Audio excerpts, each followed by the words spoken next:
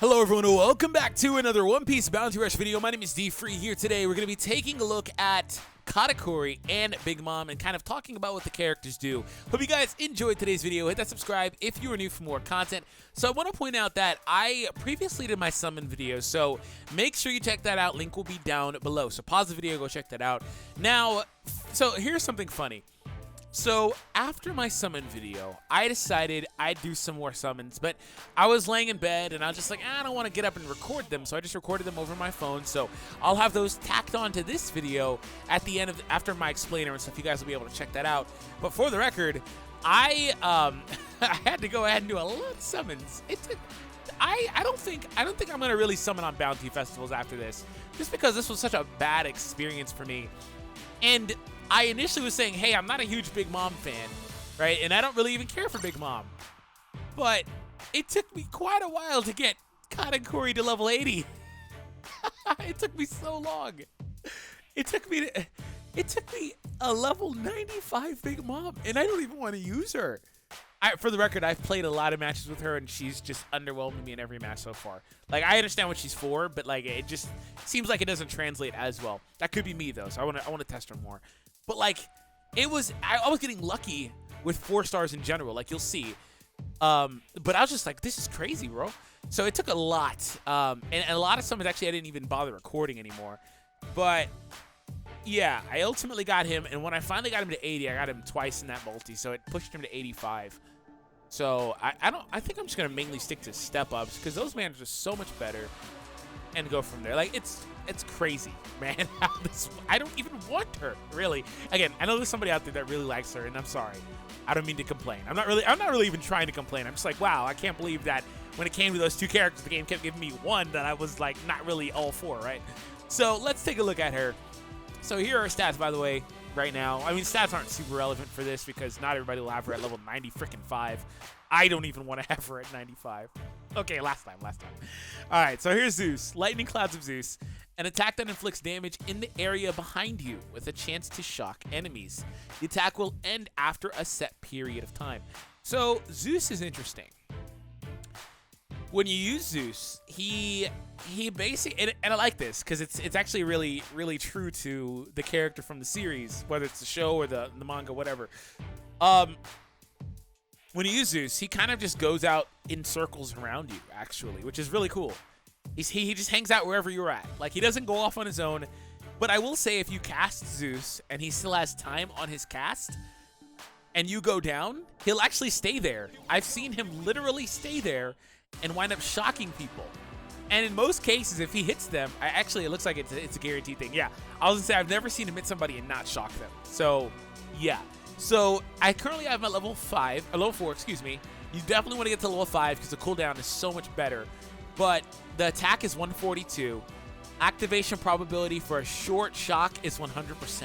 He will shock them 100% of the time for 3 seconds, and the shock does 100 damage per second. That's how you translate what this is saying here. And the cooldown for the skill is 46, right? So again, Zeus is actually really good, but also really bad at the same time. And the reason why I say he's really bad at the same time is because of the RNG factor. Like, you'll cast Zeus, and there'll be times where you need him to actually hit the person in front of you and shock them, because ideally you go from Zeus shock into Prometheus, but you can't because Zeus is kind of like just hitting in a random spot or whatever, right? It's just different. Maybe I just need to learn to control it better if there isn't even a way to do it. It feels like there isn't, but regardless though, it's still nice to have. So Prometheus though is your hardest hitting attack, a mid-range attack with a knockback effect, and a chance to set enemies aflame. Nullify stagger for a set period of time. Okay, so they shouldn't even call this mid-range. This skill is basically close range. She moves half an inch when she throws this fist. Like, I'd consider Luffy's Red Hawk, you know, mid to long in scenarios. This move is nothing like that. She moves half an inch, and she just throws her fist, right? Like, you have to really be pretty much in regular strike range. If you're outside of regular strike range, this will not hit. Skill attack is 613. It has a knockback effect at level 4. Wow, the attack difference is profound. 613 to 752 between 4 and 5. That explains why this wasn't really one-shotting outside of team boost for me. Okay, so a flame, short. Activation probably 100%. So 100% chance to do a flame for 8 seconds, and the flame is 90 damage per second. At level 5, the flame goes up to 10 seconds. The attack hits harder. Cooldown goes from 59 to 51. So so those two skills they have on paper the makings of some really good stuff. The cooldowns are pretty high, and the ailments are either good or bad depending on what you're trying to do. Well, it's always good to get ailments. I don't mean saying bad, but it's just she's just weird, right? She's just a weird playstyle. When your strength is more than 90%, reduce damage received by 80%. So this is a funny little gimmick that she has as her character trait. It's designed to make it to where she doesn't fall below 90%, but in all actuality, it's not hard to take 10% damage even with an 80% cut, right? I want to test her with full defensive medals, but then her offense obviously fails, right? So it's just kind of weird. Maybe a good blend? I don't know. So it's really easy to take more than that. And when you dip out at 90%, you get shredded, right? You're gonna take normal damage. But for that first 10%, she is the best defensive character in the game. When in the area around your captured treasure, increase damage dealt by 30%. So if you're in your own area, you're going to do more damage.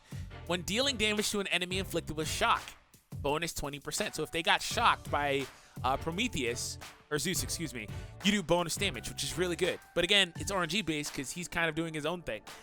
When your team loses the treasure, boost your speed by 30% for 10 seconds and it can't stack. So she actually is probably the most mobile defender in the game, I'd say. Aside from Law's ability to jump over water, she has the best mobility for defenders. She has the speed bonus, and then her dodge has really good mobility. I've actually been able to move faster to treasure points than attackers are because of her dodge's mobility. So that's good. When you KO an opponent, recover 15% HP.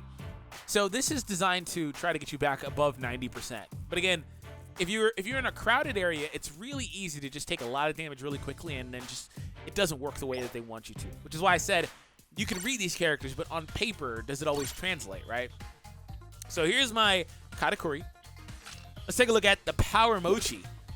A mid-range attack, nullify stagger for a set period of time, acquires knockback at level 5. So this is a very good skill. Very good skill. Has really good range on it. It works pretty well. Also does knockback at level 5. I don't really have much to say. Cooldown is very short, 29 seconds. So Rainfall Mochi, a mid-range area attack. So this one is actually really good because it's an area attack, and it works very well in a congested area. So yeah, it's an area of effect attack. Nullify stagger for a set period of time, acquires speed debuff, effect at level 5. So as you notice, level 4 to level 5, there's a huge difference because there's two things it's not doing. Well, one thing, speed debuff, but then the effect time is listed there too. Speed reduced by 30% for 20 seconds. 20 seconds is a long time. That is a very long time in this game. So 20 seconds of debuffing their speed by a third, pretty much. Yeah, makes a lot of sense. Really good. When receiving damage, 2% chance to dodge without taking damage or the accompanying effect. So it's a very short or like minuscule amounts, but again, I think it'll proc a little more than you'd think, which is why it's at 2%. Change down to a stagger effect. Very good. Means that pretty much my understanding of this is like Zoro has this too, and the interaction with Zoro was like if he was going to get knocked down, he basically got staggered instead. So that's pretty much what this is. I understand what it is. I just can't explain it super well, so forgive me. Trait 1. When in the area around your enemy's treasure, increase damage dealt by 30%. So unlike Big Mom, this guy does not want to hang out around his own treasure, which is fine. That's the role disparity, right? An attacker versus a defender. Like they're entirely different roles, so that's why. But I think it's a little more flexible, right? It depends on your playstyle, what you want to do. When receiving damage, 100% chance to reduce the cooldown time of dodge by 50%. That is nuts. He is going to be able to dodge so much. So much. 100% chance to do it by 50%. He's going to dodge so much. Yeah. When your allies are not near the treasure where you're at, increase damage. So he has another attack increase. And when using skill 1, he has another attack increase. I didn't even see that one. When using skill 1, boost by attack by 30% for 10 seconds. Katakuri is an incredible attacker. He is going to do so much damage. And he has good range, good mobility.